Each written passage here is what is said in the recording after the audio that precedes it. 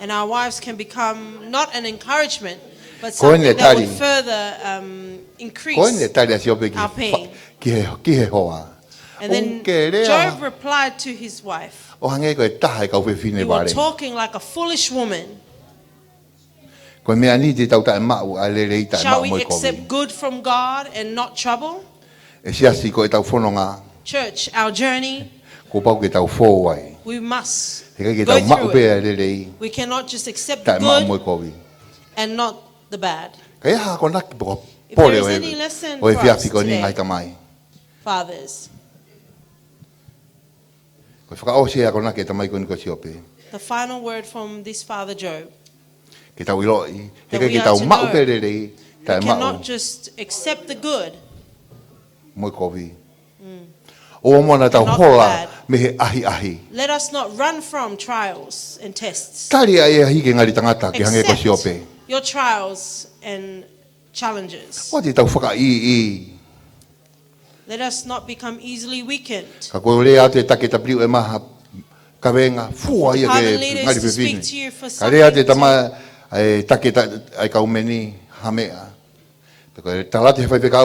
The pastor gives you a direction from the front.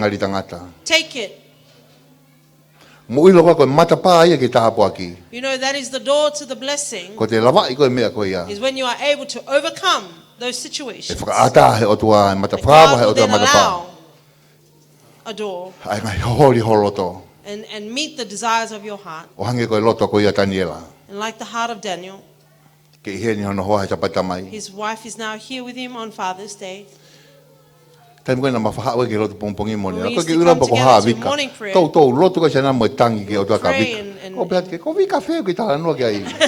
And in his prayer would hear this name, and I thought to myself, who is he speaking of? And I see how faithful God is. When you cry out to him and earnestly seek him, God answers prayer. Praise God. Let us finish with that, with Job's teaching. And how is our uprightness? How are we maintaining our integrity today? How about when you are in the workplace? Are you maintaining your integrity? What about your relationship with your spouse? It is very important for us to maintain our integrity. No matter which place we may go to, remember that God is always there, that we would always serve him faithfully. It is noticeable in the workplace that when the boss appears, all the workers work diligently and eagerly. But when the boss is not there, nobody wants to do the work properly. But at that time, I praise God. Because of the workplace that I'm in, that when they become tired or lazy perhaps, that is the time then when I really work. The time when the boss comes, the boss knows. But when we are faithful and we are upright, God knows. He will never leave us. Ask the worship team, please come forward. Fathers, that is the challenge for us. Like this man Job, who was a father, he had children. He was different because he was wealthy.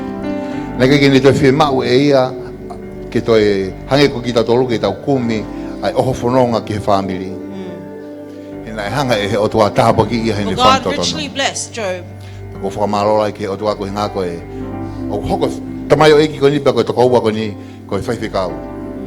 And his father, brother, the pastor, has become an inspiration.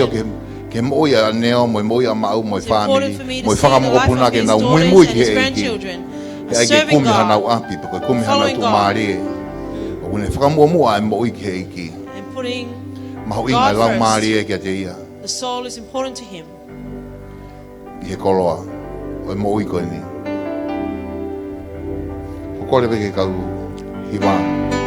O mai bia hiwa pa kole mai pegau ke le frau se be magi tau tolo.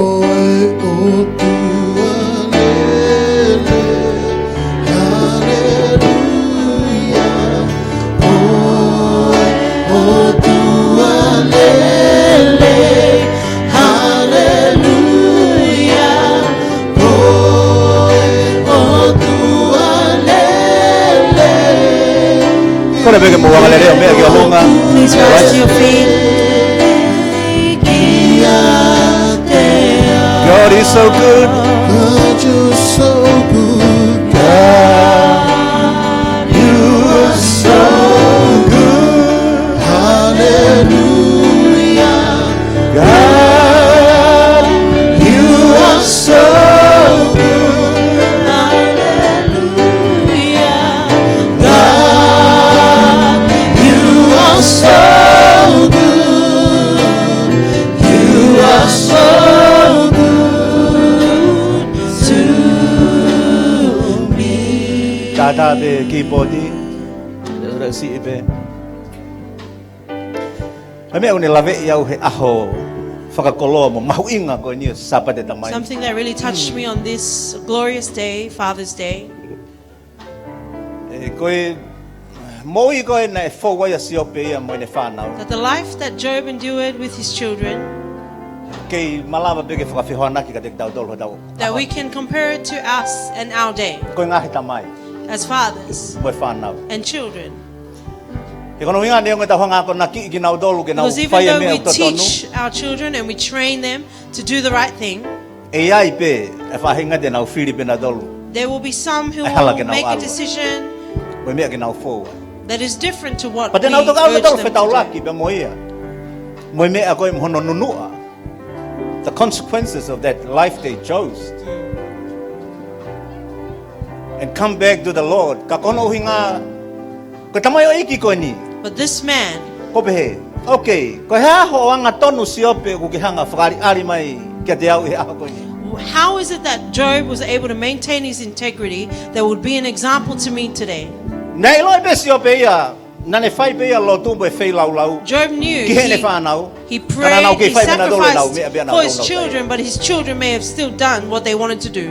Ka koe anga tonu e tamai o iki ko ni. But it was the integrity of this man, Na ne this whai father, lau lau i. that he A ene mo ui. sacrificed his life Kono hinga o tau hangeha insiwa to cover his children. like insurance. Amen. Kene malu i ene whanau. Pane o ngai peko whewhi tu o alu e tau whanau ki tau tau. No matter what place our children may go O to, kuke malu i e kohe aluho tui ki as lalo a i aku. father, you protect them when you fall on your knees and you pray to God for Koe them. mea ia une lave i au he. That He is what malanga e touched aha koe ni.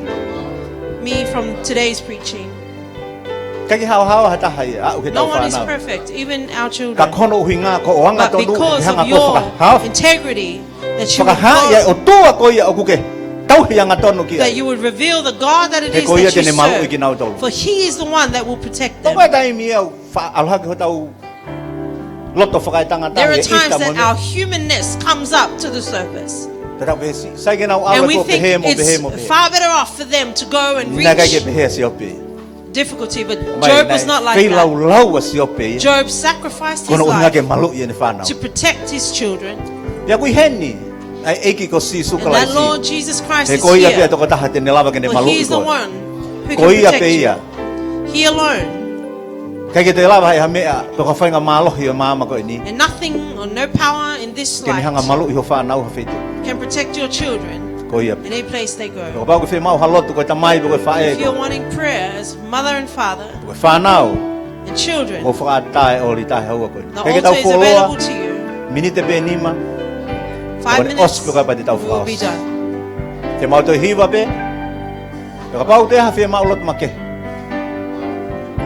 If you have any other prayer need, Ko whawhi ko ki ono ono I mai. invite you to come to the front Lotonga hiwa kau tā mea. whilst the worship team sing. Osko ka pa whai halot. Hallelujah. You are so good. Hallelujah. And God, you are so good. Hallelujah. God, you are so good.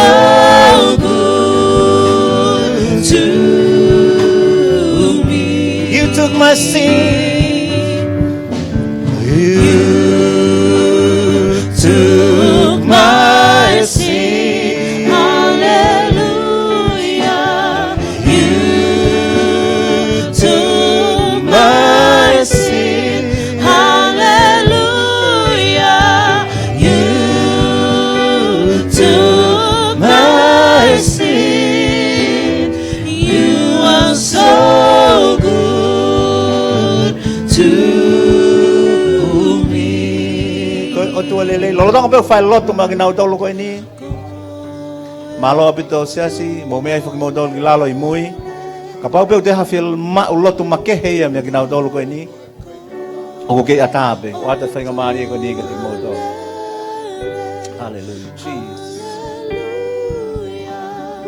God you are so good you are so good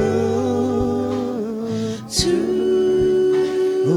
me. Na ane ave kuhia. Na ane ave kuhia. Hallelujah. Na ane ave kuhia. He okulele iadea. Hallelujah. Fifita. Tamai mau famalo mau fafita ige de ko Father, we give you thanks. Kono inga ko We give you fai ton wai praise, afiona. for you are faithful to us. Egi ko ige de hanga tuku Lord, you iebe. do not leave Nau us tolu ko ni be hetu where we nga are. ia tamai.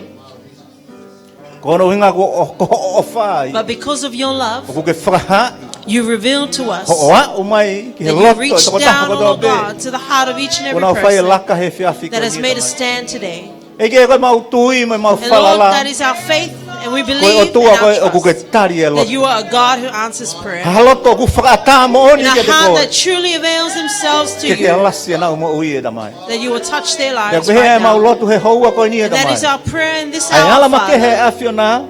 that you would I mo ui e to taha ko do be. work in the life of each and every Ona tu person he ori ta he houa who ko is ni. standing here in the altar. Poko e ku ke afio e na fe mau. You, Father, know what it is they Ka ke need. ulo ia e au. I do not know Ka it, mau Lord. moi mo hapaya tu But, hani oh mama Lord fi God, we mafia lift tamai. it up to you. Fa feta ulaki mai ho malohi. Meet them, oh Lord Ya God, mo with your taki ho power lau mari ma and oni the oni. leading of your Ye Holy huafa o Spirit si in the sukalai si. wonderful name of Jesus Hallelujah. Christ. E ki tapa kina mai alua lala mo And se si Father, ho bless ko ni. Brother Lualala and the men of our Feta church. ngai tamai ko to be he aha ko And ni all mau the kau fathers, oh Lord God, on this day. O mau hapaya te na mo ui We ke te lift ko their tamai. lives to you, Tapa Father. kina si o nau ngahi ofa anga May ko you to bless, be. oh Lord God, their Ai loved wife ya ones, we ke their nau fa wives nau and we fa mo ko spouses, puna. and their He children, mau oh ilo Lord ko fa God, tu e afio that nai they will know tamai. that that is your Ko plan, tapu Father. kia na ia e pala That is the hame. blessing that was Ko on mau Abraham, tofu oh hia ko to Father. ai. We are all He ko ofa partakers ia e afio of nai it. tamai. And your love, Father. Ne kai ke hanga tuku iki mau That tau you he will not mau leave us, gafe Lord mea God, te to koe. be. Mo e That mau we would talanga turn taa. from you. Kana ke hifo But you holelei came taha down. ko alo to fupe taha. O pe ki e kono inga ko ki mau Your tau. only Son, O Lord God, Eki to ko be fotu utu ia ke mau ma o crucified tapu for aki us. ba mo e whamunu ia. And Father, we pray Ya for ua your mo eki blessing na and your angata hen. favor. May it not Kai cease hoko here, hoko atu ai pe Father, eiki or may it ngahi continue aho on, mo e Lord, wike ka hoko in mai. days Wa and ke weeks ngai to ta. come.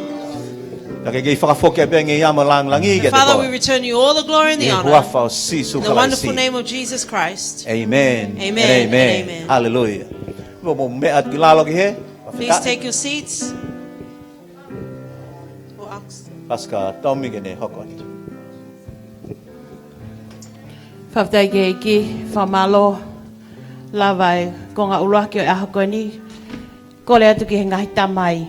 If you are father, can you come and stand at the front and face the door? Ko koe pe ai tamai, whamole mole, ka taki mai, ki muani.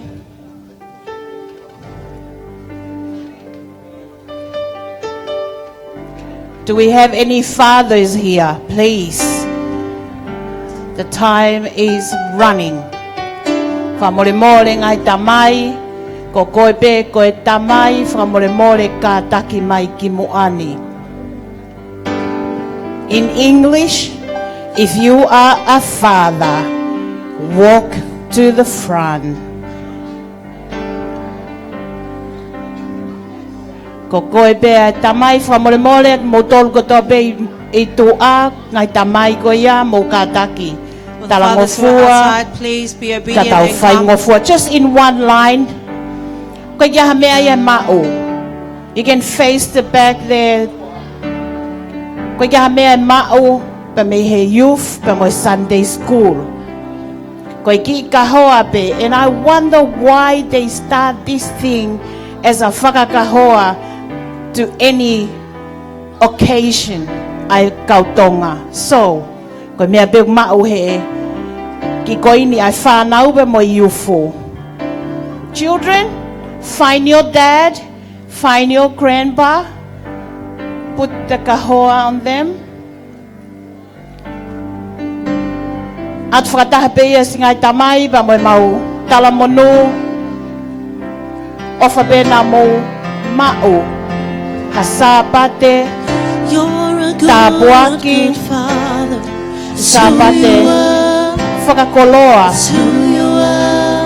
I he aho koe.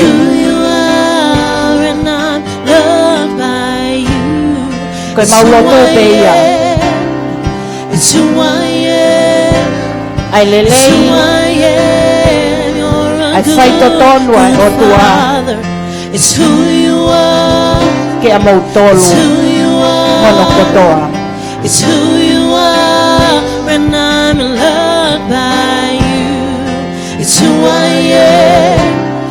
It's who I am. It's who I am. You are perfect in all of your ways. You are perfect in all of your ways. You are perfect in all of your ways to us. You are perfect in all of your ways. You are perfect in all of your ways. You can double, You are perfect in all of It's your fine, ways Father. to us. You're a good, good Father. It's who you are. It's who you are. It's who you are. And I'm loved by you. It's who I am. It's who I am. singai tamai ko mau kotoa peia. This is all we have Tuaki. for you, fathers. A foi lole There's some lollies, neongo some pe kai sweets. fe unga ia pa mo. Even though it is not enough Anga tonu au tamai for your integrity as fathers, ke dek mau tolu ko whanau. to us Wha mole as mole your iangi ki children, mau tolu. please forgive us. Ka bau ke ai ha tonu no I mo If there are ui any shortcomings in life, ko whanau pe. we are only children, Ko mau whaka amu ia. and that is our hope, O wana ngata he. that it will not Taka end mau here, lotu ia. but that our Ai prayer will continue tāpuaki. on. The Pa mo blessing whakakoloa lahi ai o and tua. God's great favor Ma au for you ko e tamai ah ko as ni. fathers today. Ko ia pe. That is Malo. all. Thank you very much. Te tau hoko atu lewa ki he te pile I tu apa mahalo e toki tokanga kia e taki o e WMA kau ku atu e whakaafe ki e siasi pe me he loto whale o Simone pe amo Christina Mafi ko e whalai te kaha u he taimi tātaa ki he whao whakawhe e siasi ka pau kai ke ia hao mea e whai o katoa nga ia e tautaha hona ki whohatu I neau I he pāka ko ia e Campbell Just a hill Campbell Oval I he taimi taha ki he wha I he whalai te kaha u ko na whakaamu kau kai ke ia hao mea e whai he whalai te pa ke lavange ki ai ke tau fia whakataha I he tautaha ko ia tui neau ko ia pe malo tau mohe Okay, let's Oh. pray. We pray. ko e ku Oh, pictures. Okay.